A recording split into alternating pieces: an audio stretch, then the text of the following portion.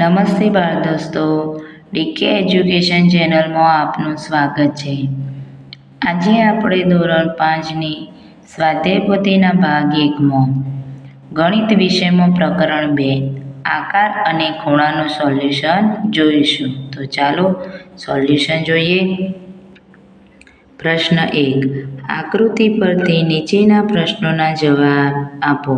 અહીંયા ત્રિકોણ, લંબચોરસ, સીપણી, પંચકોણ ટાઈપ છે અને ચતુષ્કોણ ટાઈપ અને ડી ABCD. હવે સૌથી વધુ ખૂણાઓ કઈ આકૃતિમાં છે? તો જવાબ આવશે ડી, કેમ કે ડીમાં 1, 2, 3, 4 અને 5 ખૂણા બને છે. સૌથી ઓછા ખૂણા કઈ આકૃતિમાં છે? તો એ 1, 2 અને 3 બને છે. કઈ આકૃતિમાં ખૂણાઓની સંખ્યા સમાન છે? તો બીમાંય 4 ખૂણા અને સીમાંય 4 ખૂણા બને છે, એટલે કે બી અને સી. આકૃતિ પરથી નીચેના પ્રશ્નોના જવાબ આપો. ટી આકૃતિ, એમ, ઓ અને ઝેડ. કયા મૂળાક્ષરની આકૃતિનો ખૂણો સૌથી મોટો છે? તો એમનો. કયા મૂળાક્ષરની આકૃતિનો ખૂણો સૌથી નાનો છે? તો ઝેડ. કયા મૂળાક્ષરનો ખૂણો રચાતો નથી? તો ઓ.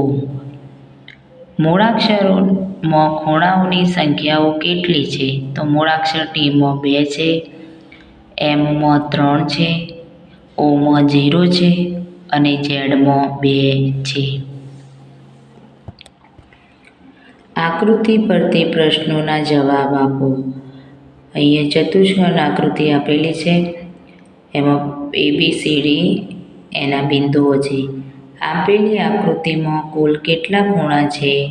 તો ખૂણો એ, ખૂણો બી, ખૂણો સી અને ખૂણો ડી એમ 4 ખૂણા છે. કયા ખૂણાનું માપ સૌથી વધુ છે? તો ખૂણો સી, એનું માપ સૌથી વધારે છે. અને કયા ખૂણાનું માપ સૌથી ઓછું છે? તો ખૂણો ડી નું માપ સૌથી ઓછું છે. કોષ્ટકમાં માંગ્યા મુજબ વર્ગીકરણ કરો. ક્રમ નંબર 20, 21 અને 22 તમને પસંદિત મૂળાક્ષરો લખો. તો અહીંયા કોષ્ટકમાં આપેલું છે ક્રમ, મૂળાક્ષર, ખૂણાઓની સંખ્યા, કાટકોણ, કાટકોણથી નાના ખૂણાની સંખ્યા અને કાટકોણથી મોટા ખૂણાની સંખ્યા. હવે પહેલો છે 11મો પ્રશ્ન. અહીંયા સી આપેલો છે, તો ખૂણાઓની સંખ્યા કેટલી બનશે? 2. અને ખૂણાઓ કયા બનશે? તો કાટખૂણા બનશે બંને. કાટકોણથી નાનો 0 અને કાટકોણથી મોટો પણ 0. હવે એ, તો એમાં ખૂણાઓની સંખ્યા કેટલી બનશે? તો ખૂણાઓની સંખ્યા 1, 2, 3, 4 અને 5. 5 બનશે. કાટકોણ 1 પણ નહીં 0. તો કાટકોણથી નાના એટલે કે લઘુકોણ 3 અને કાટકોણથી મોટા એટલે કે ગુરુકોણ 2. હવે 13મું છે એલ, તો ખૂણાઓની સંખ્યા 1 જ. એક કાટકોણ અને કાટકોણથી નાના ખૂણા 0 અને કાટકોણથી મોટા ખૂણા 0. હવે છે ઝેડ, તો એમાં ખૂણાઓની સંખ્યા 2, કાટકોણ 0, કાટકોણથી નાના 2 અને કાટકોણથી મોટો 1 પણ નહીં. મૂળાક્ષર છે કે, ખૂણાઓની સંખ્યા બનશે 3, 1, 2 અને અંદરનો 3.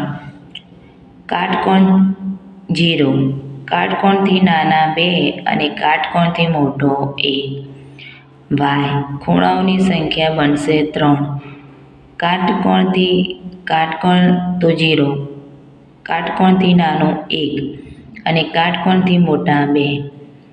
ઈ, તો ખૂણાઓની સંખ્યા બનશે 4 અને 4 એ 4 કાટકોણ, લઘુકોણ અને ગુરુકોણ 0, 0. એક્સ, ખૂણાઓની સંખ્યા બનશે 4, કાટકોણ 0, 2 લઘુકોણ અને 2 ગુરુકોણ એટલે કે કાટકોણથી નાનો અને કાટકોણથી મોટો. 19મો n, તો ખૂણાઓની સંખ્યા 2, કાટકોણ 0, કાટકોણથી નાના 2 અને કાટકોણથી મોટો 0. હવે w, તો ખૂણાઓની સંખ્યા 3, કાટકોણ 0, કાટકોણથી નાનો 3 અને કાટકોણથી મોટા 0. I, ખૂણાઓની સંખ્યા 4, 4 એ 4 કાટકોણ, કાટકોણથી નાનો 0 અને કાટકોણથી મોટો 0. હવે O, તો ઓમાં એક પણ ખૂણો બને નહીં, એટલે ખૂણાઓની સંખ્યા 0, કાટકોણ એ 0, કાટકોણથી નાનો એ 0 અને કાટકોણથી મોટો ખૂણો પણ 0. નીચેની આકૃતિઓ પરથી ખૂણાના પ્રકાર અને સમય લખો. તો અહીંયા 10:15 વાગેલા છે કે નાનો કાંટો 10 ઉપર, મોટો 15 ઉપર. તો કયો ખૂણો બને છે? તો કાટકોણથી મોટો, અને ટાઈમ છે 10 અને 15.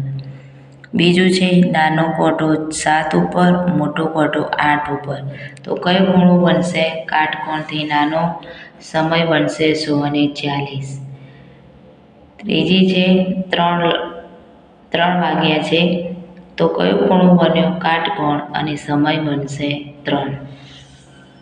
હવે નીચેની આકૃતિઓમાં દર્શાવેલ સમય મુજબ કોટાઓ દોરો અને ખૂણાનો પ્રકાર લખો. તો 9 વાગ્યાનો સમય છે, તો નાનો કાંટો 9 ઉપર, મોટો કાંટો 12 ઉપર, ખૂણો બનશે કાટકોણ. 6 વાગ્યાનો સમય છે, તો નાનો કાંટો 6 ઉપર, મોટો 12 ઉપર, ખૂણો બનશે કાટકોણથી મોટો. 1 વાગ્યાનો સમય છે, તો નાનો કાંટો 1 ઉપર, મોટો કાંટો 12 ઉપર, અને ખૂણો બનશે કાટકોણથી નાનો. 7મો પ્રશ્ન, નીચેની આકૃતિઓમાં કોઈ પણ સમય બતાવી રચાતા ખૂણાની નોંધ કરો. તો અહીંયા મેં બતાવ્યું છે 3, તો કાટકોણ ખૂણો 2 વાગેલા બતાવ્યા છે. નાનો કાંટો 2 ઉપર, મોટો કાંટો 12 ઉપર, તો કાટકોણથી નાનો ખૂણો બનશે. હવે 8 વાગ્યા છે, નાનો ખૂણો 8 ઉપર, મોટો ખૂણો 12 ઉપર, તો કાટકોણથી મોટો ખૂણો, અને સમય બનશે 8. પ્રશ્ન 8, નીચેના કોઠામાં આપેલા આકારોમાંથી કોઈ એક ખૂણાને દબાવવાથી તેના આકારમાં ફેરફાર થાય છે?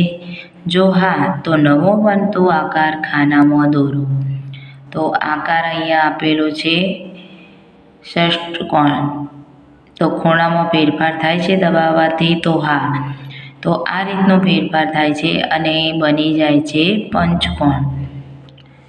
બીજો છે પંચકોણ. તો ખૂણાના ફેરફાર થાય છે આકારમાં?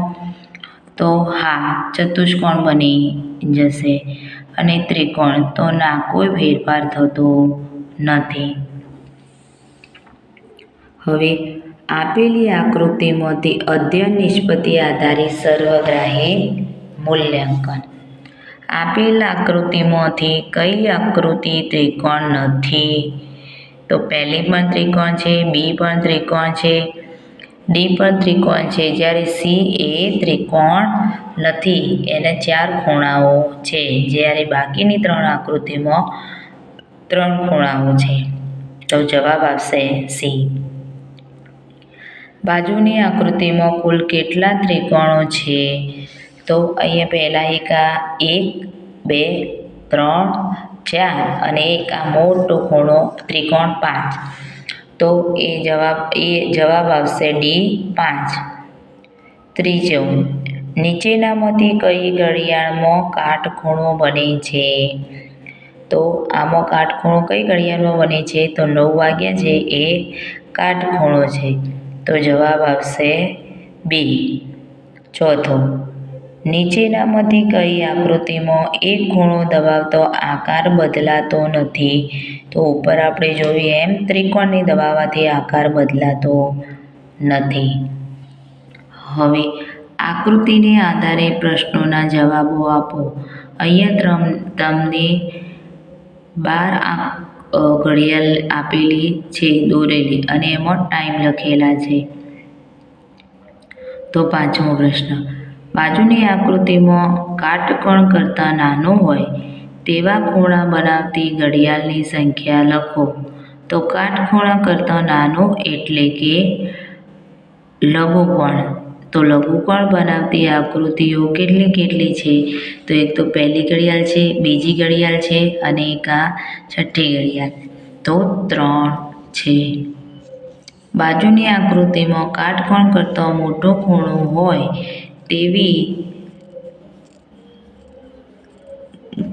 તેવા ખૂણા બનાવતી ઘડિયાળ કેટલી થાય? તો 1, 2, 3 અને 4. તો કેટલી છે? 4. કાટકોણ બનાવતી હોય તે ઘડિયાળનો સમય લખો. તો એક 3 વાગ્યાનો સમય છે અને એક 9 વાગ્યાનો સમય. બાજુની આકૃતિની અંદર કેટલા ખૂણાઓ થાય છે? તો બાજુની આકૃતિની અંદર જે ખૂણાઓ થાય છે એ 16 છે. 1, 2, 3, 4, 5, 6, 7, 8. આકૃતિની એટલે કે અંદર કેટલા ખૂણાઓ થાય છે અને આકૃતિની અંદર કેટલા ખૂણાઓ કાટકોણ છે? તો 4. અંદર 1, 2, 3 ને 4. અને આકૃતિની અંદર કેટલા ખૂણા કાટખૂણાથી વધુ છે? તો 8. બાળ દોસ્તો, જો આ વિડીયો પસંદ આવ્યો હોય તો લાઈક, શેર અને સબસ્ક્રાઈબ જરૂરથી કરજો.